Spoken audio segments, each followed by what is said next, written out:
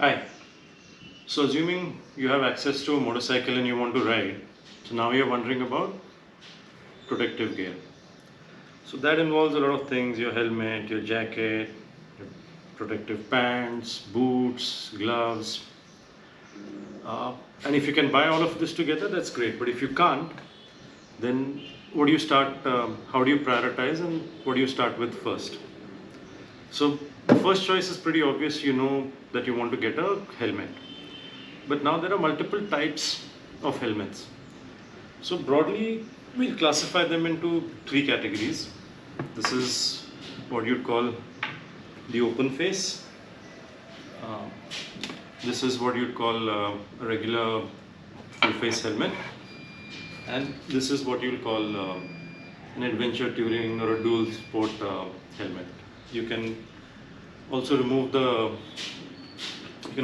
the visor and wear a dirt kind of goggle over it. Now we'll limit this discussion to touring, and assuming you've got money to buy only one helmet. Actually, whether it is touring or commuting, what should be your first helmet?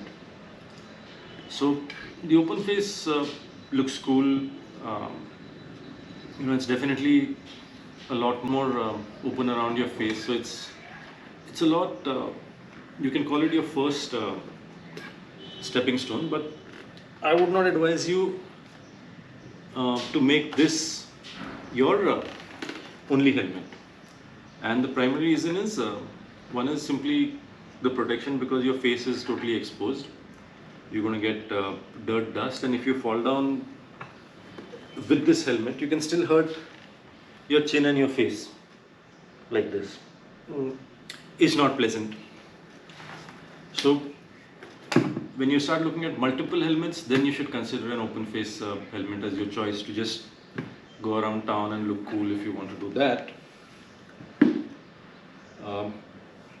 So now comes the choice between the regular helmet and an ADV helmet. My advice would be to lean towards this kind of helmet, irrespective of what you ride.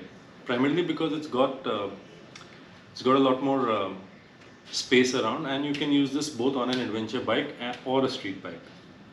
It allows you to breathe a little more. It allows you to talk to other people when you're still wearing a helmet, and generally less claustrophobic. But it's not all that smooth, because this is the most popular helmet style, and that's primarily because something like this will be a little more quiet, and it's just smaller, more convenient. It has less of these hassles to look after. So that's really up to you. But and when you start riding ADV bikes with this, you'll find that it fogs up quite quickly, and you can't put goggles. So if you want to prioritize and you want versatility, then an ADV helmet is your first choice to start with. Now, after the helmet is where things become really interesting, because there's lots of diverging views on this. So my personal view is the most important item of your protective gear after your helmet should be your boots, not your jackets, not your pants, not your waterproofs, but your boots first. Okay. If you think it's okay to ride around in sneakers like this, no, then it's not. This is absolutely non-protective. Use this for running, walking, or whatever you want, but not on a motorcycle. Because even without being involved in a major accident or a mishap, those small tumbles, those small falls, your feet is basically what take the brunt, and your foot is really a very complicated thing with a lot of bones and metatarsals and muscles and all that, and you really want to protect that. Also remember, if something happens to your foot, you're immobile, and that's a big hassle. So even when you, so let's say now you've eliminated your sneakers, what else can we get? The basic minimum, even if you don't have even if you don't have the money to invest in boots right now, the basic minimum you should be doing is at least wearing leather um, ankle boots, boots that cover till over your ankle. Right, this is step number one. But even with this, just understand that you haven't covered your foot protection yet. So, in terms of minimum to max, then this is like a short boot. Look at it as something you can classify in the lines of the open face helmet. It's short, but it has a very stiff sole. You can't bend it much. It doesn't bend in this direction, and it also has protection for your ankles in case you come off the bike. But again, if you're going to have only one motorcycle boot, then I don't recommend this as your first choice. Then when it comes to uh, taller boots, always take boots that are slightly taller and offer you some sort of shin protection out here. We'll have shin protection, ankle protection, and again the sole itself will protect. Now there's different degrees of protection that you can get. There's multiple types of shoes that you can have. This what I have here with me is classified as a touring boot, and if you're not into motorsport, then ideally this should be your first choice. You'll get it in various combinations: waterproof, leather textile, etc., etc. But primarily look for something with a stiff sole. If you're touring, a decent amount of grip helps, some shin protection and some ankle protection. Now this particular boot is a bit lacking in ankle protection, but it covers all the other areas. If you're into some sort of sport, then you'll obviously have the apt boots and you'll have your full protective gear. So prioritizing and choosing is not part of it.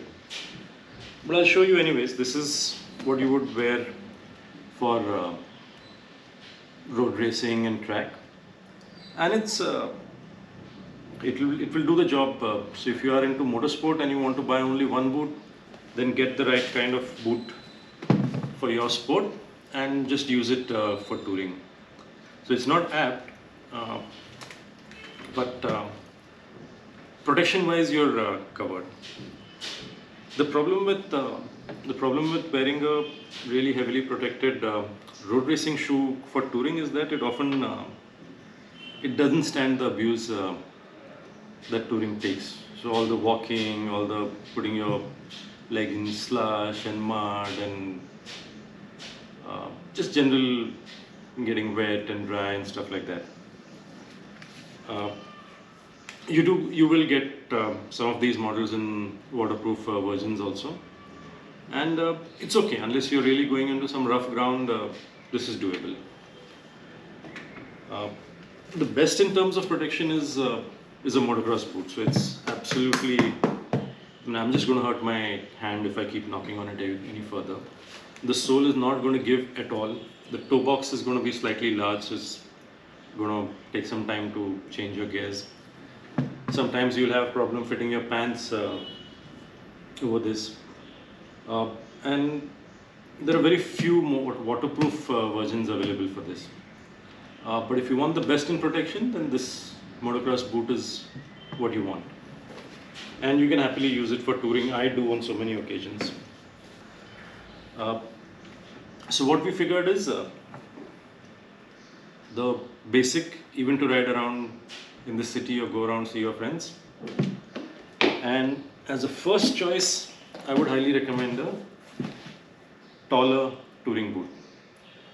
You can even wear it in the city or even to office. Once you have your pants over this, it just looks like one regular leather boot, and not as outlandish as something like this or this. Most people, when they're choosing riding gear, go from helmets to jacket. But I'd advise you to go from helmet first, boot second. The next item in priority is no, not the jacket. It's again, it's a little bit of a mixed opinion, but if you can get both together, they're smaller items, just go for it. Is your gloves and your knee protection.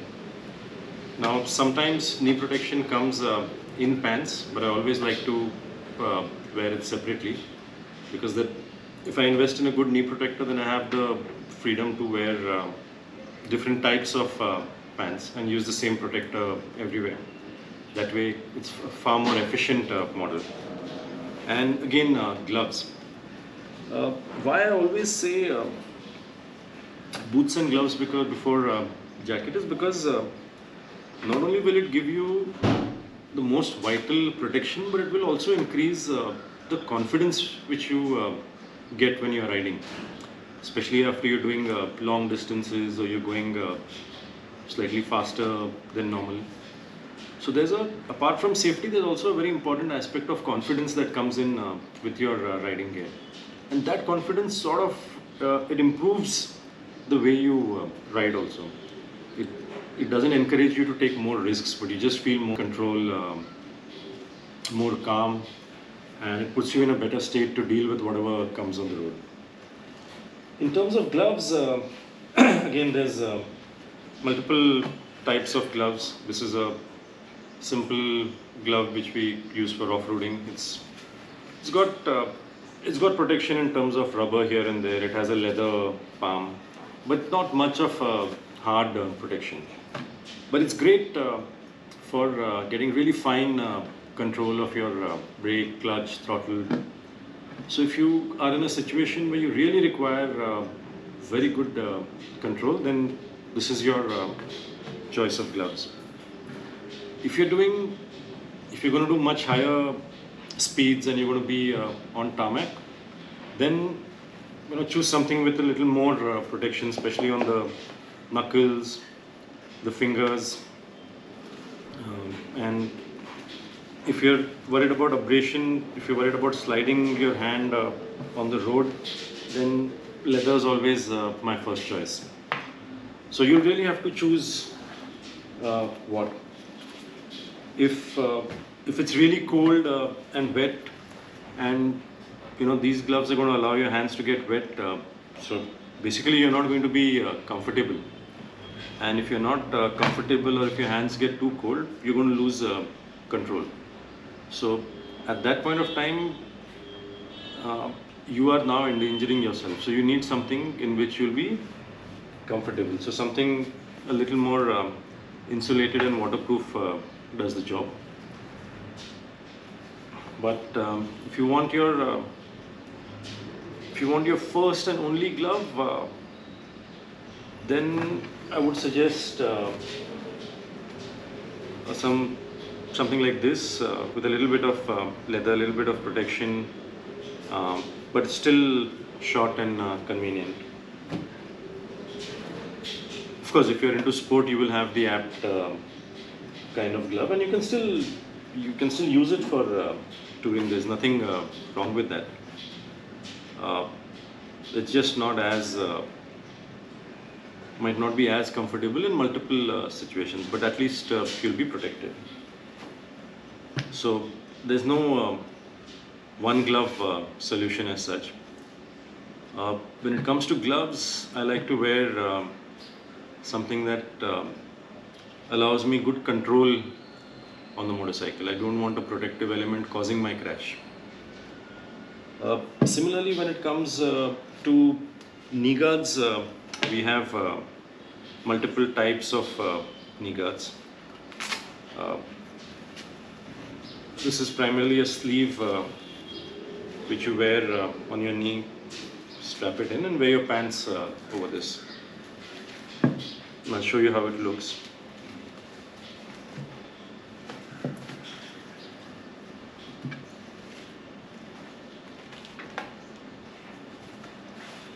So this one is short and it doesn't cover too much area, but once you wear it, your shoes take over the rest of your shin protection. And having its own independent sleeve versus having the armor in the pants is it allows you to position it just perfectly. You know, different pants fit different people differently, and the armor might not be in the right place.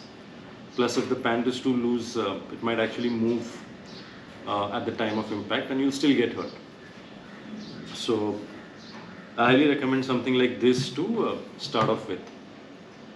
Now, if you know that you're getting into more adventurous terrain and much faster speeds and all that, then look at uh, look at something more substantial like this.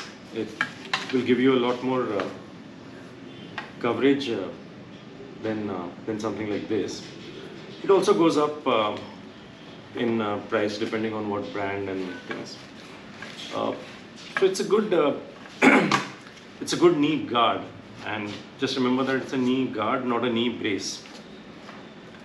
And now with this, you will have the ability to wear it over your pants, and if nothing else, that's fine. But ideally, you should wear it under your pants, because once you wear it over your pants, it can suppose you fall down, it can get stuck or caught on something and turn, leaving your leg exposed to meeting whatever there is on the road. So, more protection. If you can go for it, go for go for hard go for hard protection. I always prefer that in my knee guards. And if you really want to take care of your knees, if you're riding off road, then I would highly recommend the knee brace. Now this is the frame. They're expensive, anywhere between 40K to a lakh, sometimes more expensive than your helmet also. But it's really worth the investment, because it also prevents your knee from twisting. So it will not allow your knee to overextend, and it will not allow your knee to twist very easily. Remember, nothing gives you 100% guarantee, but this is what you can really do. It bends along with your knee and still keeps you covered at all times. So if you imagine, if your knee is inside this is you're bending your leg like this. You can't overextend it and you can't twist it, right? But you're protected all through. So even if you fall like this, you're protected. It impacts like this, you're protected. So this is something I'd highly recommend. Don't wait for something to happen and then upgrade your armor. If you can only go for one, go for a knee brace. All right, now we got our helmets, boots, gloves, knee protection locked in. Now you can finally go out and buy the jacket that you dreamed of. But there's a catch here also. Again, many different kinds of jackets are going to be available. The best for protection would be a leather motorcycle jacket, but it's not so practical as such. So this is what most of us, most of the touring guys will fall into the trap. So it has a thermal, it has a waterproof layer, lots of pockets. It's big. It's got armor in the shoulders, back, and obviously very good for touring if it's a little cold. If you're going to be wearing this even without the liners in summer, it's not going to be as comfortable as an airflow jacket. So now we have two options or approaches in front of us.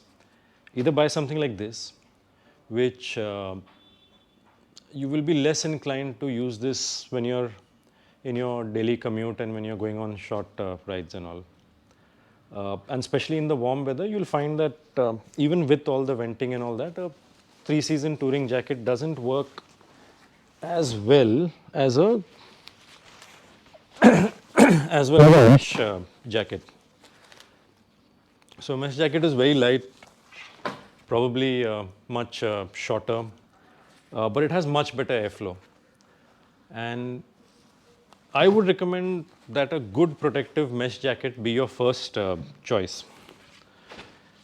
If you're concerned about the rain, don't worry, because at least in my experience and the people I know, we spend a very small percentage of our riding in the rain. And the larger percentage of at least my riding is done in the heat. Even in reasonably cold places, during the middle of the day, it is hot. So I like to index more on the more for the hotter climate here in India. And when it does become cold, like early mornings or late evenings, I'd rather wear something under the jacket for insulation. And if it does start to rain, I would rather wear something over the jacket for rain protection. So that way I have a more flexible system. I can carry my rain jacket and I can carry my sort of thermal jacket with me in my bag or luggage and be more comfortable for more situations. Yes, it's not as elegant as a one in all solution like this, but it is a lot more practical, and I end up using that jacket a lot more. Remember, something can only protect you if you're wearing it. So that's the idea of going with a mesh jacket. I like to pair the mesh jacket with something that is very easily packable, and it's reasonably inexpensive. I wear this over my jacket. So remember, when you're buying a waterproof raincoat or rain jacket to wear over your riding gear, just make sure that it is sized to fit on your riding gear. So this is an item made specially by Rhinox, and it is sized to fit over your riding gear. So if you're wearing a large in a motorcycle jacket, just take a large in this jacket, or you can go and try it out in the store. If you're just buying a regular rain jacket from a non-motorcycling specific store, then the best thing is to carry your jacket with you. I find that so even with regular touring jackets, especially the ones with the membranes inside, the outer layer is still going to get wet. Unless you have a more modern jacket where the waterproofing is on the outside, I still prefer to wear the waterproof layer over even my 3-season jacket when it's really pouring. And I get the same benefit that by wearing it over the mesh jacket as well. And not only for the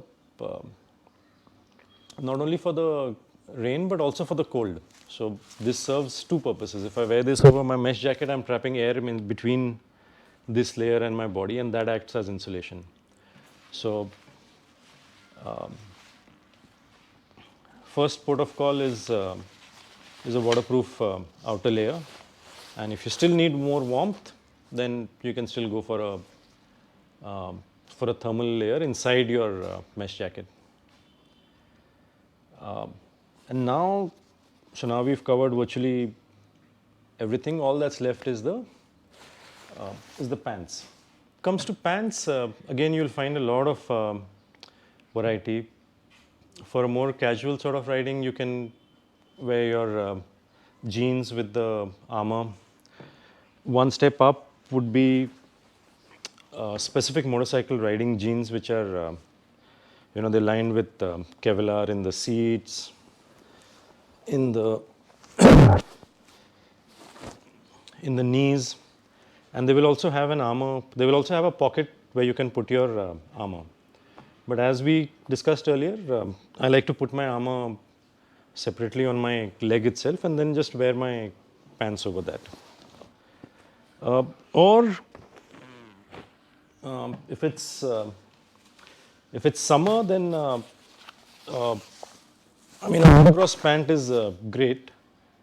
They also come in black, and they are very thin. The material is very thin. It allows you to breathe, and as you can see, it's tapered towards the bottom with very less material, so it's very easy to tuck inside your shoes. Not so great for riding in the rain, but if it's summer, it's a great option. It's got leather on the inside, which allows you to grip your bike, and they also come in designs which go over your shoes. So this is a great. So although it's a very dedicated item from motorsport and off-road riding, I've found that this is a really good choice for summer riding. Most of them will also have a lot of flexibility in the seat area, so it's very easy to swing your leg over and in general be a lot more mobile than regular riding pants. Your regular riding pants are more or less exactly like your jacket. They'll have the same sort of layering and waterproofing structure and things like that. I always prefer to have one with pockets, but remember, don't keep anything in your pockets that can actually damage you in the event of a crash. And always try and look for some sort of armor in the hips. Now, either you can wear a separate sort of armored short, or try and get some armor on your hips, because if you go down sideways, it's your shoulders and your hips that are going to take the impact. And yeah, once you've got that, you've got it all covered. As we spoke about in the jacket, I don't like to wear an additional layer of waterproof on the pant, because I feel that restricts my mobility a lot. So I generally go with waterproof pants and mesh jacket with just a jacket, just another waterproof jacket which I carry with me. So in case it rains, I just stop, put on my waterproof top jacket. It's much simpler, and keep moving. So yeah, and the other advantage of having dedicated pants for riding, especially when you're touring, is that you need to carry a lot less clothes. Your jeans are going to get dirty, wet. They might tear.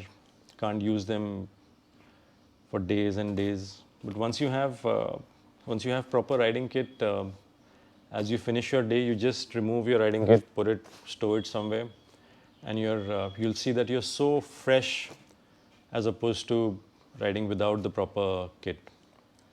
So yeah, I think that sums up the order in which we should prioritize getting ourselves riding gear. For the benefit of everybody, I'll repeat it again. You do your helmet first. Your next most important item is your boots. Then come your gloves and knee guards. And then it's turn for the jackets and pants. And the reason why I put it in this order is because the boots, gloves, knee protection, hip protection, these are all very critical, specific motorcycle related stuff. So get that first. And apart from the protection, also enjoy the confidence that comes with it. All right, ride safe, take care, bye.